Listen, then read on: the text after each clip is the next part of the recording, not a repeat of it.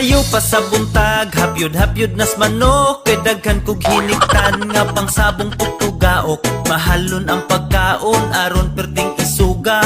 Kuyaw ni ug himbis, hybrid ning manuka. Paingon pasugalan, daghan pa kaayo kwarta. Pag uli sa balay, dagway perti ng buata. Mauma-uma kwarta, isugal padaghanon. Di una ang bisyo, pamilya wa na'y makaon. Lalaki o babaeng sa bisyo na adik na. Mas unahon pa ang sugal kaysa ilang pamilya. Ubang estudyante abig tuas eskwelahan. Naadik og sa sugal tuara sa bilyaran. Naay ubang bana asawa di hatagag kwarta. Pero tuas buwangan dagko kaayo og pusta. Ilang mga anak mag-eskwela walay balon. Pero manok nga pang sabong mahalong ang pagkaon. Sugarol tara na, asa ang may sugal mga tuta. Sabong man o hantak, madyong o baraha. Pwede pod kasino ta. Sugarol tara na, asa ang may sugal mga tuta. Mahurot mang kwarta, kasagad pilira. Basta lang malingaw ta.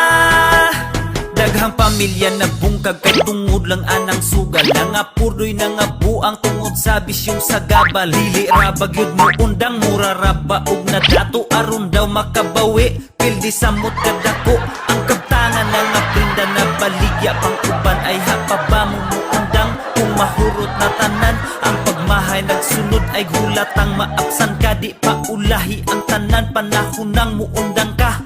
Wala tay mahimo kung maura jud na ang makahatag ninyo og kalingawan na ay limitasyon. Maoy importante kay makadaot jud basta masubrahan. Dili tanang nanugal nagpasagad sa ilang pamilya. Pero daghan na kaayo diha, mga bisyo mao ang giuna. Sugarol tara na, asa ang may sugal mga tuta.